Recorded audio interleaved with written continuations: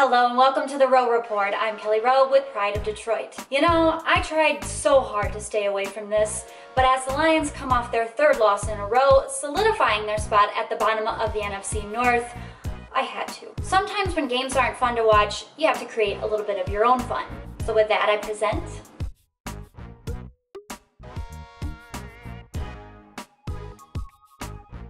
First of all, I equate the Lions' 48-14 loss to the Seattle Seahawks to the booze cruise. In this episode, Michael takes his employees out onto the water to party it up, and throughout the entire episode tries so hard to be in control.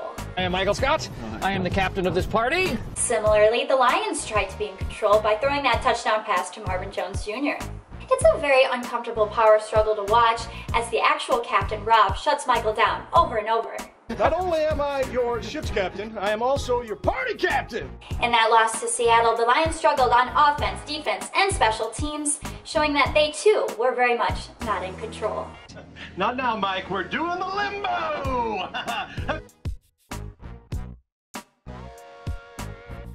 Sometimes when we make mistakes, we're unable to stop them as they take a toll on everything around us. In Season 3, Michael goes to send a scantily clad photo of Jan, his boss and lover, to Todd Packer, but instead sends it to the entire packaging department.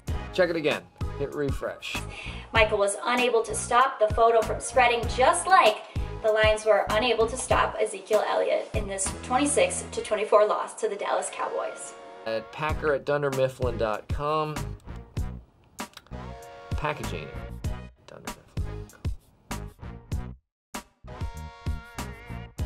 Uh-oh.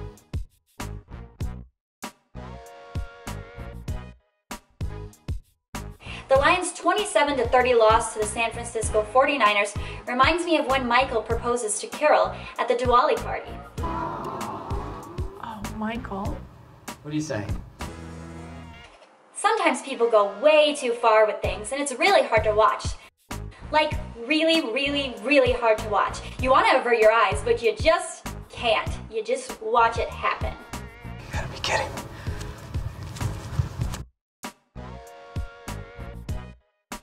I equate the Lions' 24-9 loss to the Minnesota Vikings to the time that Michael hit Meredith with his car. Whether it's being hit 10 times as a quarterback or with the reality that things aren't going that well this season, being hit with something isn't that fun, especially when it's a car.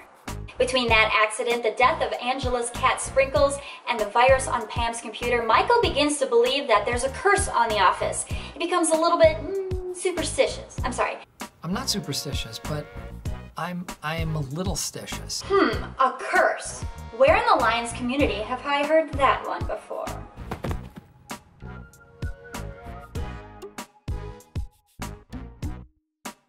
I equate the Lions' 34-22 loss to the Chicago Bears to the dinner party. And what Jim calls a competition to make their guests feel as uncomfortable as possible, Michael and Jan invite couples over for a dinner party. The Bears are Jan, controlling, dominant, embarrassing everyone. The Lions are Michael Scott, in a terrible place, clearly very uncomfortable. She is the devil! I'm in hell! I'm burning! Help me! And Lions fans are the rest of the dinner guests who just really don't want to be there anymore.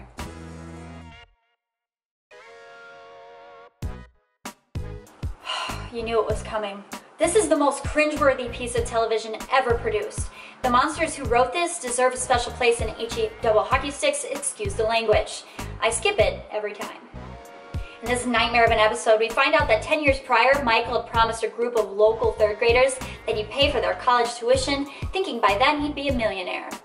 I equate this episode to the Lions' 48-17 loss to the New York Jets on Monday Night Football, the season opener no less. Turns out, getting blown out by a rookie quarterback on national TV is just as hard to watch as Scott's Tots. Like Lions fans, the kids are promised something that they put love, time, and most importantly, hope into. The kids go to school that day expecting something wonderful, what with the hype up, the excitement, all the different adjustments. Hey, Mr. Scott, what you gonna do? What you gonna do? Make our dreams come true. Only to get let down. You're kidding. Excuse me? Does not get more cringeworthy than that, folks. I asked the other Pride of Detroit members to rank the Lions' losses, one being the hardest to watch. Your turn. What's your ranking? I'm Kellie Rowe, and this has been the Rowe Report, Pride of Detroit.